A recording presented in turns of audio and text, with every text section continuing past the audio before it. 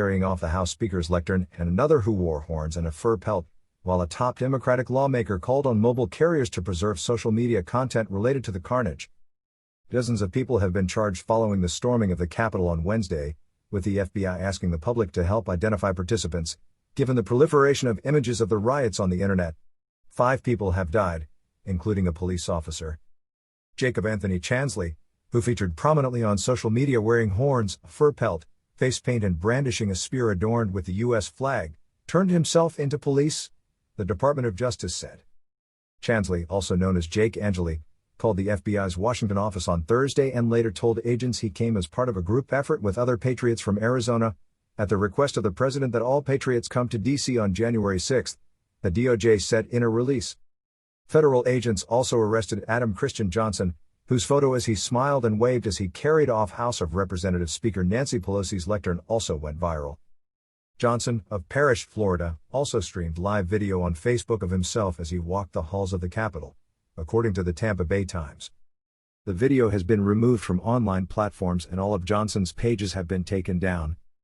On Saturday, Senator Mark Warner, a Democrat who is the incoming chairman of the Senate Intelligence Committee, wrote to the chief executives of 11 mobile carriers and social media companies, urging them to preserve content and associated metadata connected to the riot, which erupted as lawmakers gathered to certify the election of Democratic President-elect Joe Biden.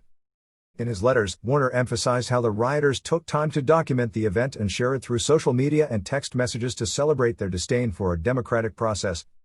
Before his arrest, NBC Network reported, Chansley gloated about how the crowd infiltrated the Capitol, forcing lawmakers to flee.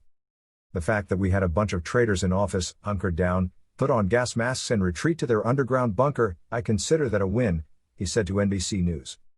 Chansley faces several federal charges including violent entry and disorderly conduct on Capitol grounds.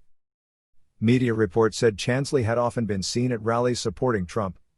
Efforts by Reuters on Saturday to reach his relatives were unsuccessful, as were attempts to contact Johnson's family. It was unclear where Chansley was being held Saturday, or whether he or Johnson had legal representation. Johnson, who has a first appearance in federal court on Monday, is being charged out of Washington. Threats to Speaker. One man who was arrested in connection with the events at the Capitol and threats to lawmakers told FBI agents he arrived in Washington on Thursday, a day late for the rally, after being delayed en route in Ohio, federal court documents showed. Cleveland Meredith was found with a Tavor X-95 assault rifle, a Glock pistol, and hundreds of rounds of ammunition, and was detained in connection with making threats to Pelosi after an FBI agent read a January 7 text message in which Meredith talked about putting a bullet in her noggin on live TV and running her over with his truck, according to a criminal complaint. At least a dozen other people were facing criminal charges in U.S. District Court for the District of Columbia in connection to the riot, and at least another 40 people face lesser charges in the District of Columbia Superior Court, a local venue. Many of them were arraigned on Thursday and released, with an order from the judge not to return to Washington unless for court appearances or meetings with their attorneys. They included Richard Barnett, the Gravette, Arkansas man who was photographed sitting at Pelosi's desk, his feet up on the furniture. Among those arrested Friday for participating in the riot was West Virginia House of Delegates member Derek Evans, who announced his resignation on Saturday in a one-line statement.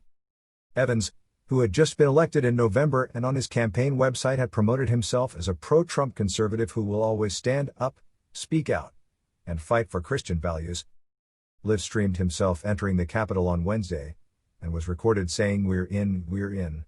Derek Evans is in the Capitol, the Justice Department said in a release. The FBI and the Washington Police Department's homicide unit are jointly investigating the death of Capitol Police Officer Brian Sicknick, who was injured while defending the Capitol. Sicknick had just been sworn in with the U.S. Capitol Police Department, fulfilling a lifelong dream. Stephen D'Antuono, the FBI Washington Field Office's assistant director in charge, said on Friday that rioters who had since returned home were not safe from arrest.